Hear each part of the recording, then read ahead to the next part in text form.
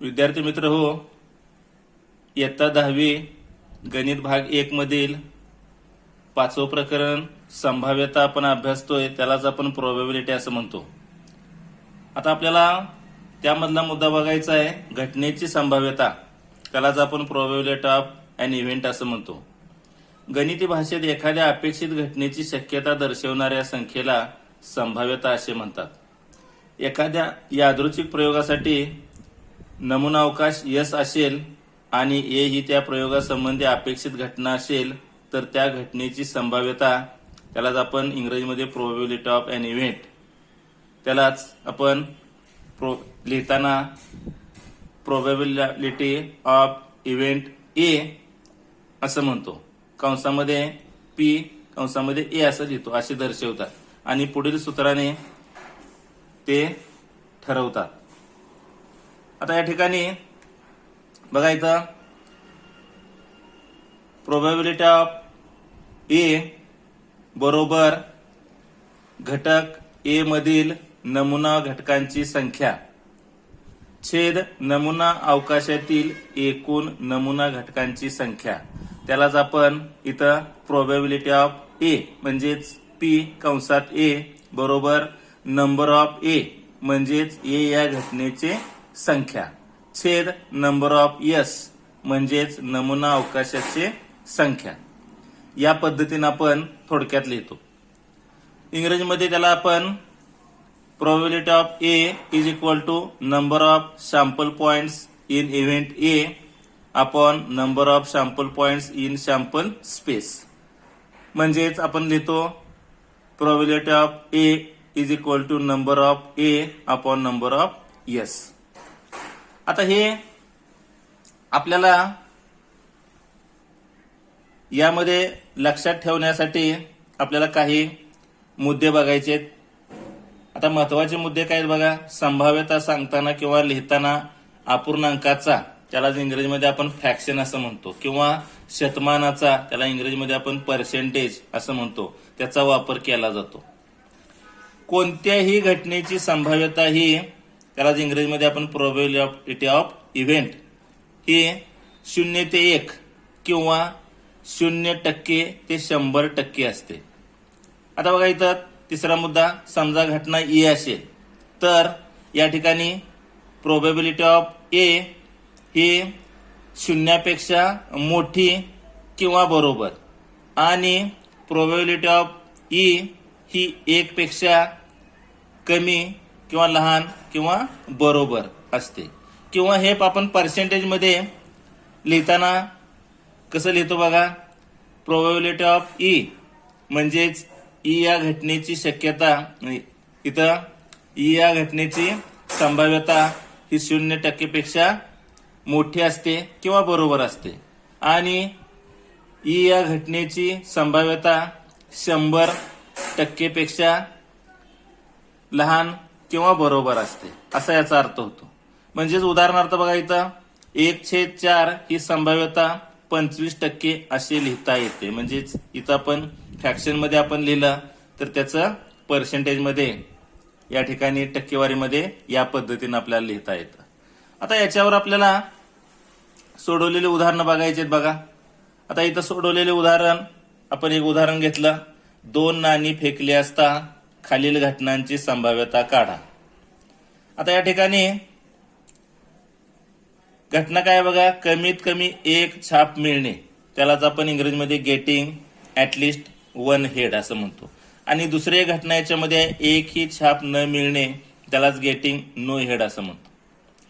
आता या ठिकाणी 2 नाणी फेकली, याचा आपल्याला काय करायचं आहे, नमुना अवकाश पहिल्यांदा लिहायचा आहे. 2 नाणी फेकल्यानंतर बघा, नमुना अवकाश S बरोबर, आता 2 नाणी फेकली म्हणजे दोन्हीही हेड असू शकतात.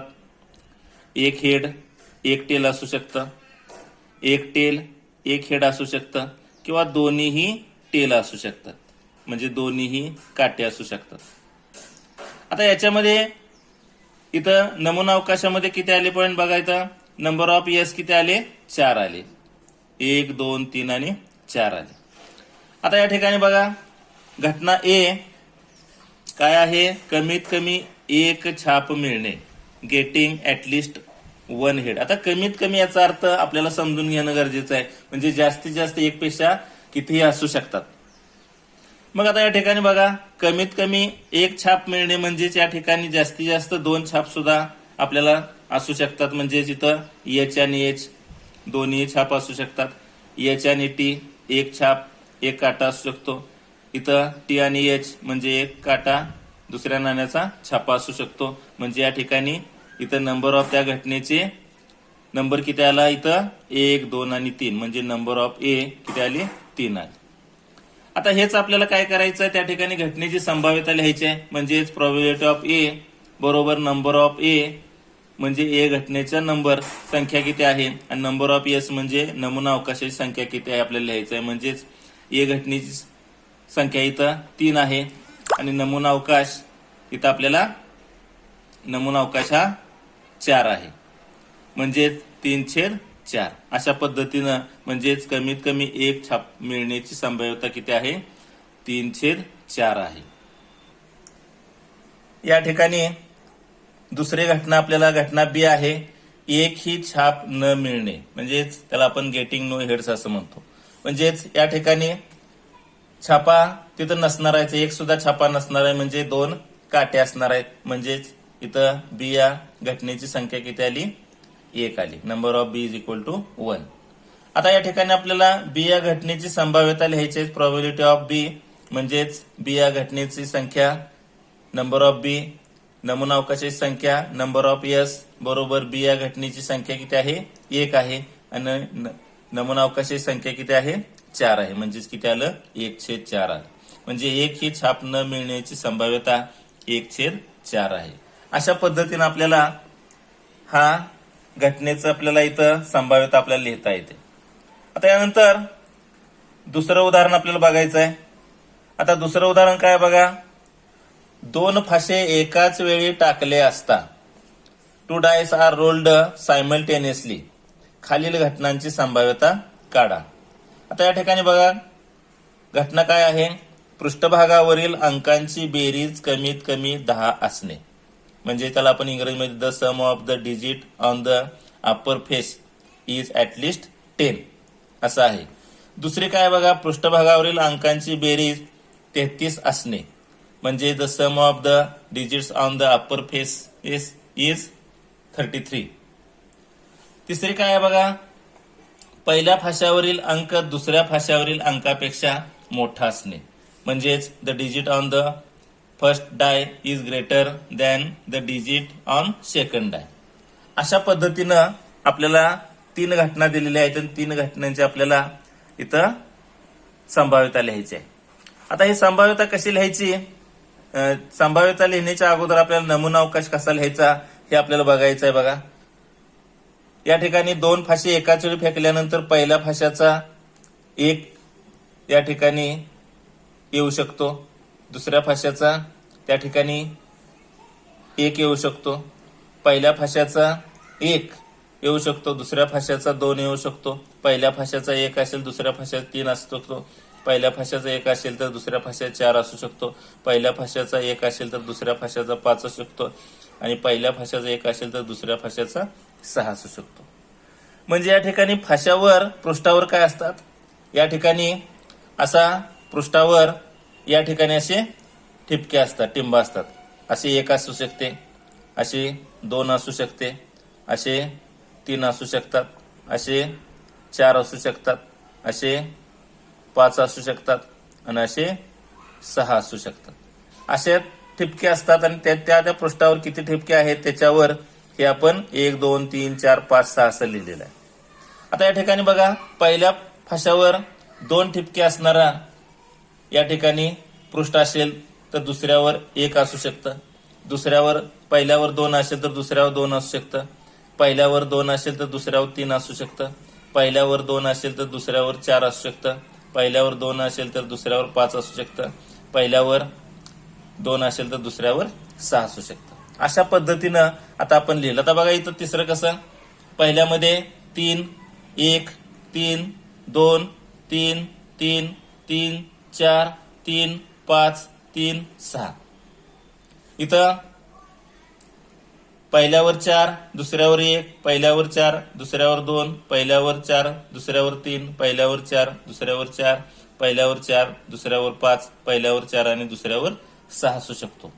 या ठिकाणी पहिल्यावर 5, दुसऱ्यावर 1, या ठिकाणी पहिल्यावर 5, दुसऱ्यावर 2, पहिल्यावर 5, दुसऱ्यावर 3, पहिल्यावर 5, दुसऱ्यावर 4, पहिल्यावर 5, दुसऱ्यावर 5, पहिल्यावर 5 आणि दुसऱ्यावर 6 असे शक्यता असू शकते.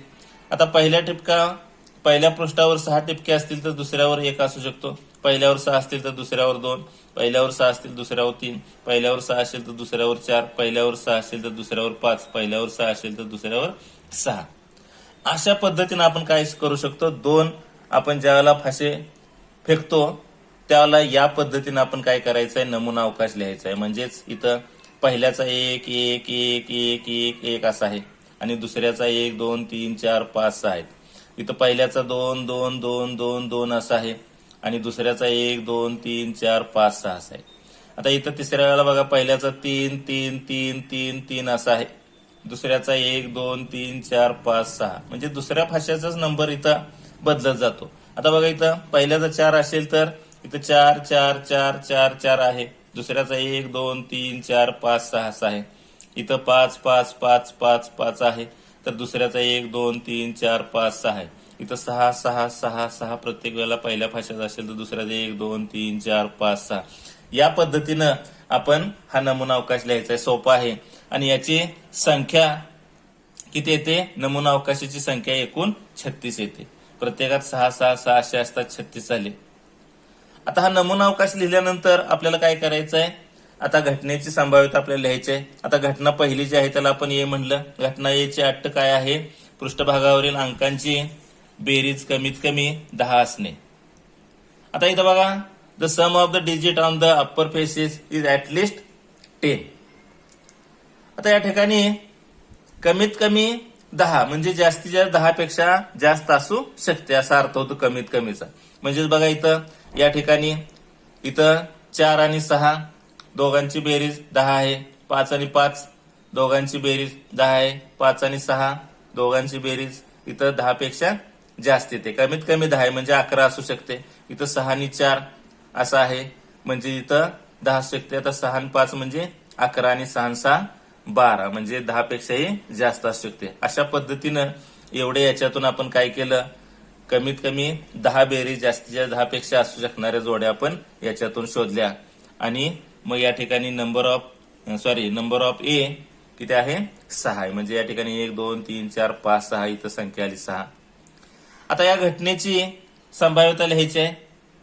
प्रोबॅबिलिटी ऑफ ए बरोबर या ठिकाणी ए या घटनेचे संख्या किती आहे, नंबर ऑफ ए 6 आणि या ठिकाणी sample space, number of sample space म्हणजे नंबर ऑफ एस इथं 36 आहे. आता आपण याला संक्षिप्त रूप दिलं 6 की 6 6 6 36 म्हणजे 1/6. आता दुसरी म्हणजेच पृष्ठभागावरील अंकांची बेरीज कमीत कमी 10 असणे याची संभाव्यता किती आहे, 1/6 आहे. आता दुसरे आपल्याला बघायचं आहे, the sum of the digit on the upper face is 33. म्हणजे या ठिकाणी बी या घटनेची अट काय आहे, पृष्ठभागावरील अंकांची बेरीज 33 असणे. आता या ठिकाणी या घटनेचा नमुना अवकाश आपल्याला कसं लिहायचा बघा, इथं रिक्त संच असतो कारण या ठिकाणी इथं दोन्हीची बेरीज 33 असणे. जास्तीत जास्त बेरीज येतं किती आहे, आपण इथं बघितलं तर जास्तीत जास्त 12 असणारीच इथं ही जोडी आहे बघा. 12च्या वर 13 असू शकत नाही. म्हणजे इथं आपल्याला किती विचारल्या, 33 विचारल्या. म्हणजेच या ठिकाणी हा संच कसा असणार आहे, रिक्त असणार आहे.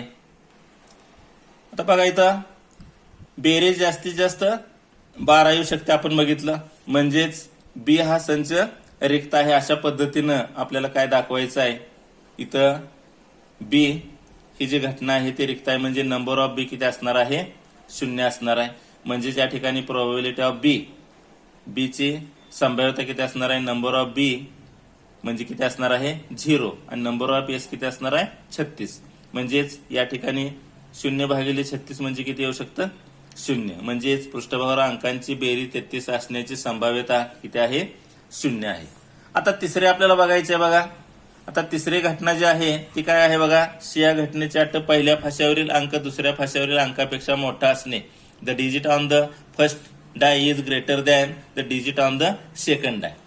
म्हणजेच या ठिकाणी आपल्याला काय करायचं आहे, पहिल्या फाश्यावरील संख्या ही दुसऱ्या फाश्यावरील संख्या मोठी असणारी जोडी बघायची. म्हणजे पहिल्या फाश्यावर 2, त्याच्यापेक्षा दुसऱ्या फाश्यावर लहान संख्या असणारी 1 आहे.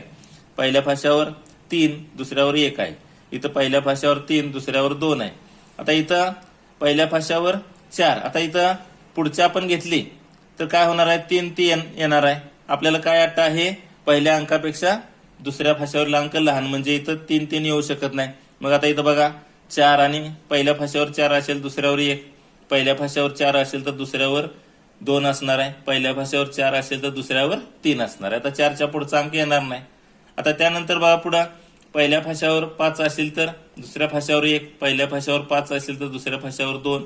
पहिल्या फाश्यावर 5 असेल तर दुसऱ्या फाश्यावरली 3 असू शकते. पहिल्या फाश्यावर 5 असेल तर दुसऱ्या फाश्यावर 4 होऊ शकते. तर 5 आणि 5 येणार नाही, म्हणजे इथं संपलं. आता पुढे बघा 6व्या फाश्यावर 6 असेल, इथं पहिल्या फाश्यावर 6 असेल तर दुसऱ्या फाश्यावर 1. पहिल्या फाश्यावर 6 असेल तर दुसऱ्या फाश्यावर 2. पहिल्या फाश्यावर 6 असेल तर दुसऱ्या फाश्यावर 3.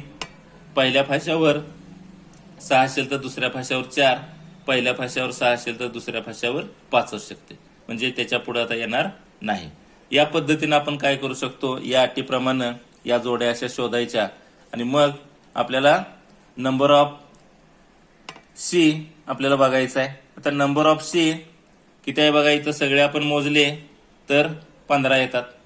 म्हणजेच या ठिकाणी प्रोबॅबिलिटी ऑफ सी या घटनेची संभाव्यता म्हणजे नंबर ऑफ सी छेद नंबर ऑफ एस म्हणजेच 15/36. आता आपण 15 आणि 36ला संक्षिप्त रूप दिल्यानंतर किती येतं, 5/12 येतं. म्हणजेच या ठिकाणी प्रोबॅबिलिटी ऑफ सी या घटनेची संभाव्यता किती आली, 5/12. म्हणजेच पहिल्या फाश्यावरील अंक दुसऱ्या फाश्यावरील अंकापेक्षा मोठा असणे या घटनेची संभाव्यता किती येते, 5/12 आहे. अशा पद्धतीने आपण काय केलं, दुसरं एक नमुन्याचं उदाहरण आपण या ठिकाणी घेतलेलं आहे. आता याच्यावर आपल्याला इथं स्वाध्याय दिलेला आहे बघा. आता स्वाध्यायासाठी इथं 3 उदाहरणं दिलेत. हे पहिलं, यानंतर हे दुसरं आणि इथं हे तिसरं उदाहरण दिलेलं आहे. म्हणजे 5.4 मधली ही 3 उदाहरणं दिलेली आहेत. यानंतर इंग्रजीमध्ये आपल्याला हे पहिलं उदाहरण दिलेलं आहे, तेच हे दुसरं उदाहरण आपल्याला दिलेलं आहे आणि इंग्रजीमध्ये हे तिसरं उदाहरण दिलेलं आहे. आता हे 3 उदाहरणं आणि नमुन्याची दिलेली 2 उदाहरणं अशी 5.4 मधली 5 उदाहरणं आहेत. आपल्याला सरावासाठी त्यामध्ये उदाहरणं राहत नाहीत, म्हणून काय करायचं, अधिक सरावासाठी संकीर्ण 5 मधील या पद्धतीची उदाहरणं सोडवायची आहेत. धन्यवाद.